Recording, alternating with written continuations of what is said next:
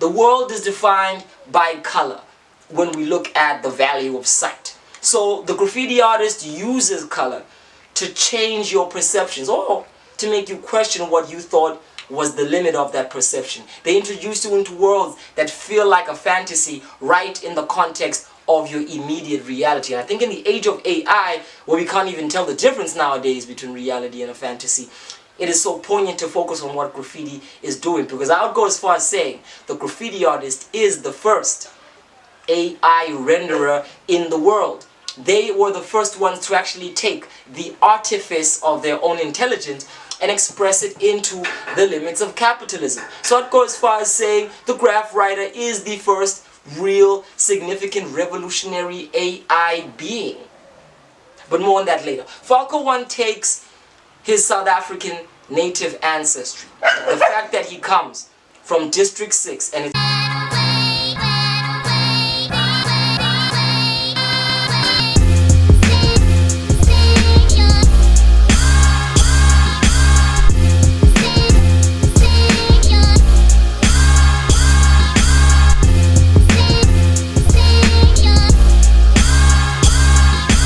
What's up, my people? Viwe, the brother from the ancient mother, and you are watching another Headspace installment. If you haven't peeped us before, we are Africa's most poignant hip-hop podcast, covering, digesting, analyzing, assessing, but ultimately celebrating the journey of the hip-hop culture in the motherland. Now, the segment that I'm about to do hasn't been done in a minute, but you know, the inevitability of it all kind of created a booming, looming curiosity of how to do it this time around. I'm talking none other than the GOAT pieces. Now, greatest of all time, it's pretty much self-explanatory at this point. It's become a part and parcel of pop culture jargon in its usage, and yet the term GOAT still carries ominous tone. So whenever we do these installments, we attempt to not only define the GOAT in a sense of their accomplishments, but to tie it together in the form of facets that allow for an explicit sense of how do we actually gauge what greatness is, particularly in the context of the culture of hip-hop. Now, there's a strong tendency to equate hip-hop culture with just rap music, and for the longest time the GOAT pieces have been primarily rappers. I mean, come on, there's an inclination because of the pop culture demand to talk about our favorite MCs and the MCs that really influence culture, but the last GOAT piece shifted the scope of where we want to go with this, because we have to remind ourselves too, even as the Headspace, that hip-hop is a broad culture including different elements. Now, the GOAT that I'm going to talk about now is a GOAT in a space that is, I think, often misunderstood. I'm talking about none other than FALKO One. Now, FALKO One is a South African street artist, quote unquote, who basically engages and is active throughout the whole continent, the world over really, and uses his art, graffiti, the element that I'm talking about, to not only kind of get off what is in his spirit, but to in that process translate deliberate, intentional messages that have to do with the very medium of graffiti and where it is done. Where it is done being space, the environment, our understanding of what is around us, what's possible around us, how do we dwell, how do we move, what are we allowed to do in and through space. Now, I want to go into a little bit of graffiti as an art form in and of itself. Now, I said it is often misunderstood because, again, a lot of our narratives come from pop culture, and if you ask the everyday person who is not really attuned to hip-hop culture, that what graffiti is all about, they'll almost always give you very derisive ideas about it as a form of street vandalism, as this idea of people going out there and ruining public property. This whole idea that it's art with a violent approach at shutting down the system through defacing its very imagery and architecture. But is that what graffiti really is? Is it purely taking a spray can and just ruining everything because of the expression of oppression and anger? Are graffiti artists, are graph writers just glorified children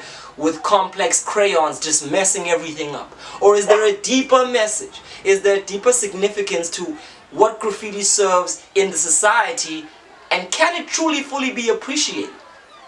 I want to talk about that using FALKO One's story because it's so, again the word, poignant to what he does and his history. Now, if anybody knows about District 6, then it's a very crucial point in the history of South Africa, because this was when the movements of people who had established themselves in places that they later called home, through migration, through coming together in units of families, was disrupted by a system which chose to forcefully remove them and put them in places that they never chose to be.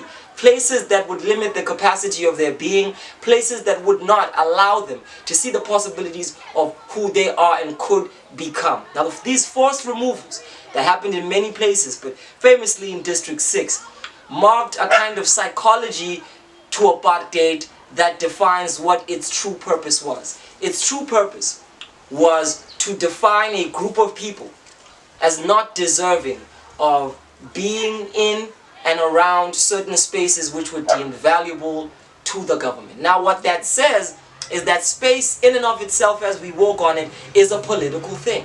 Where you live, what you get to see as you live, the views that you have, the capacity of the actual room to breathe, is something that is always designed. And the question is it a design of the will of the people who live there, or is it a forced design?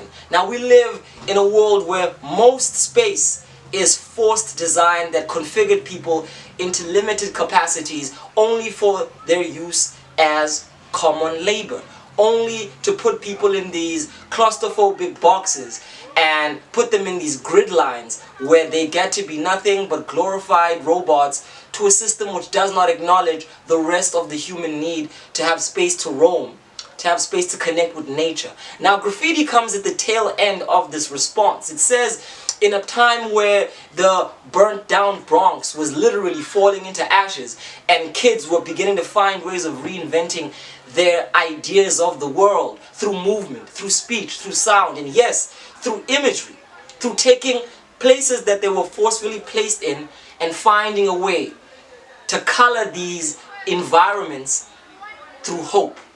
Now, this is the origin of graffiti. Graffiti is not just the scratching of the wall in order to rebel.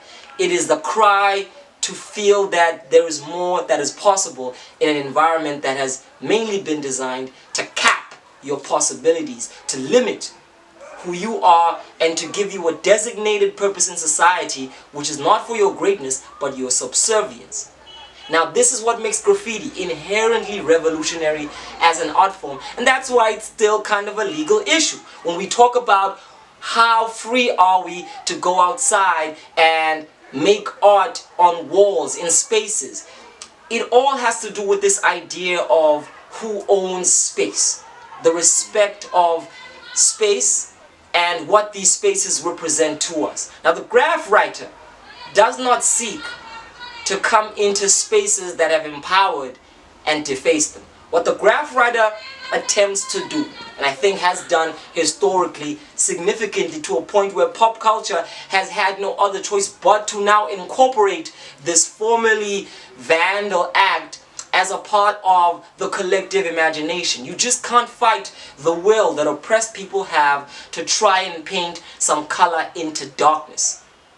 Even if you label it illegal, as they move and they navigate through the literal hours of the night, graph artists began to cultivate something that many would see as how to transform the outer wall by starting with the inner peace in yourself and using a spray can to express what the possibility of that is. Now, FALKO One anchors all of that because he takes the art to a place where we look at the aesthetic.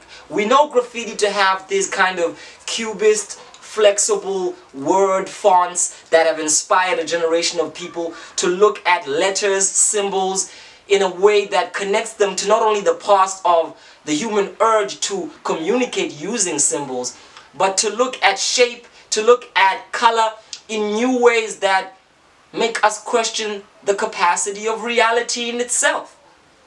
The world is defined by color when we look at the value of sight. So the graffiti artist uses color to change your perceptions or to make you question what you thought was the limit of that perception. They introduce you into worlds that feel like a fantasy right in the context of your immediate reality. I think in the age of AI, where we can't even tell the difference nowadays between reality and a fantasy, it is so poignant to focus on what graffiti is doing, because I would go as far as saying the graffiti artist is the first AI renderer in the world.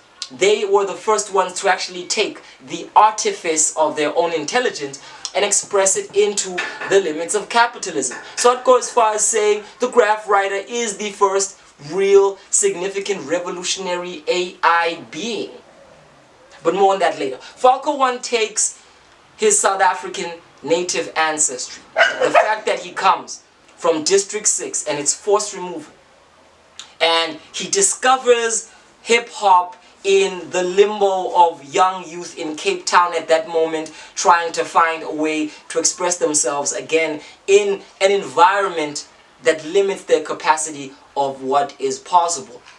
Now this was around about 1988, so this means FALKO One has been doing the work for more than 30 years. And he's done it in a way and in a realm that is so difficult to really make ends meet with, especially in Africa, in a space where the politics of what we think art is still very much relegated to colonial standards and Western ideals of what is considered art. Now FALKO, again, uses different artistic inspirations. Of course, the direct street inspiration of hip-hop, the inspiration of the grimy, grungy urban setting, but his colors, his tones, his textures bring a psychedelic mood into every atmosphere. He shows us that the consciousness in and of itself, being contained in space, is a part of space. So I want to talk about how FALKO One's work as a graph writer messes with and challenges our minds. Let's go into it. Now the one thing that graph writers do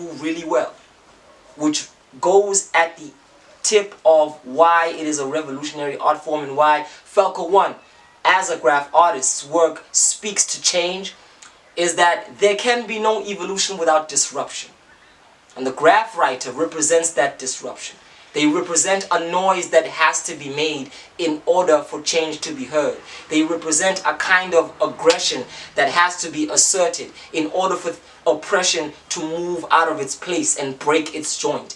They represent a strong, forceful need to declare yourself in an environment that tries to numb your ability to do that. And FALKO One has taken this approach artistically because he consciously does art in ways that are disruptive and yet integrative to the environment. I'll tell you why that's so important. Because of this idea of graffiti not fitting into the scope of the urban setting. Because in its original inception, this was basically kids with wild imaginations that sought freedom to express themselves in spaces that weren't really designed for that. A lot of graffiti has a juxtaposition to it. A lot of graffiti has a forcefulness to it where you could only appreciate it when you zone in on the wall, and when you actually look at the environment in and of itself, it contradicts that. Now FALKO says we can go beyond that. There's a graffiti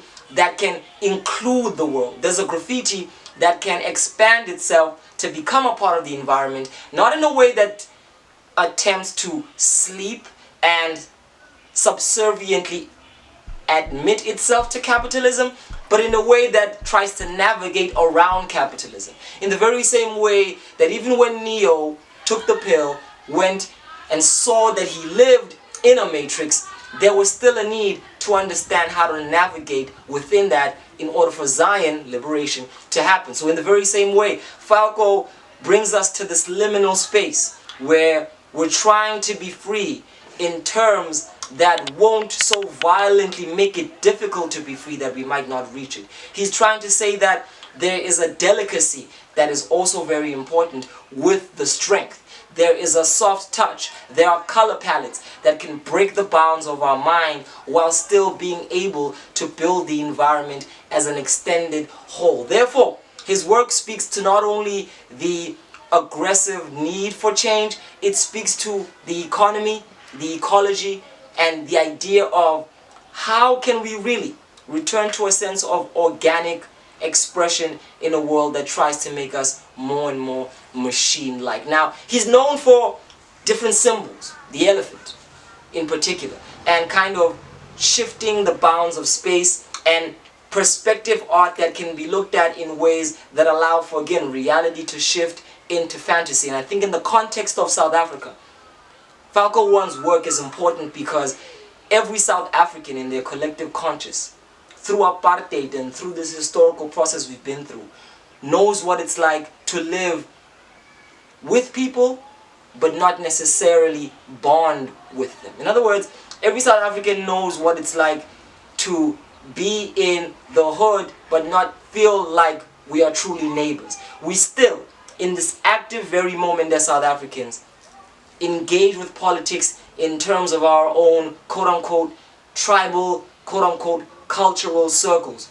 Now what graffiti and what FALKO One does through his art is that he breaks the fluidity of all of that. His art intercedes into a place that is very much everything you know and everything you don't. And it creates this interesting blur that feels familiar, but at the very same time it challenges your ideas because there's a little bit of an alien element that forces you to really engage with the limits of what you think you are as a person through your identity. So in this very moment, I think as South Africans, we're blessed, as Africans, as the world, to have an artist that has established himself in a way that allows for him to not only give the art out, but to allow the art to be a way of giving back, a way of teaching, a way of growing, a way of showing young, aspiring artists that the street and the industrial setting is filled with some possibility that the artist who seeks freedom and redefining what space means can have a lucrative momentum of building themselves. FALKO teaches us that because the system is based on the principle of trying to lure us in through that which we desire, that creates a loophole for us to hack into the system and use the very same desire to find a place to rearrange its working components and possibly deconstruct the whole thing from within. In other words, FALKO is an anti-capitalist within the capitalist hard drive. That doesn't make sense to you, it's not really my problem. Do the homework. But what I'm saying is, we can defeat the system from within. We can find ourselves within the belly of the beast and allow for the temperature to not cook us to death, but to find ways of cracking through the fabrics and allowing for that very same heat to be the combustive motive to how we challenge ideas. And this is what FALKO One, the graph writer from Cape Town, South Africa, who has become a living monolithical legend, is here to constantly teach us. And this episode is a moment not only to him, but to the great art form of graffiti. He is a GOAT because the consistency, the creativity, the originality, and most importantly, the emotional range of what he does is dedicated towards actually doing transformative work. He's not playing into what the system expects. He's not playing into the simple tropes and designs. He is using this rhythm to get himself into a place where he can fuck shit up. And if we understand what that ethos is, then we understand what hip-hop is about. So right now, there are very few people who are as hip-hop as FALKO One in South Africa. There are very few people who can remind us that when we talk hip-hop, we're not talking rap music. We're talking different facets that were designed for the purpose of empowerment. And if your favorite artist, if your favorite graph writer, if your favorite DJ is not empowering you to think outside of the box that you've been placed in, possibly they're just a pawn and a clone. Maybe they need to readjust their own priorities, because when we look at people like FALKO One, they are the reason why we are even able to dream of hope in the first place. Shout out FALKO One. Shout out to all the subscribers. Yo, we're moving past that 500 mark real quick. Let's get to 1,000, guys. Let's do it. Because this is what will empower SA Hip Hop for us to come together cohesively and support platforms that talk about the things that people don't want to talk about because they break the bounds of what they thought was possible. In the vein of FALKO One. Peace.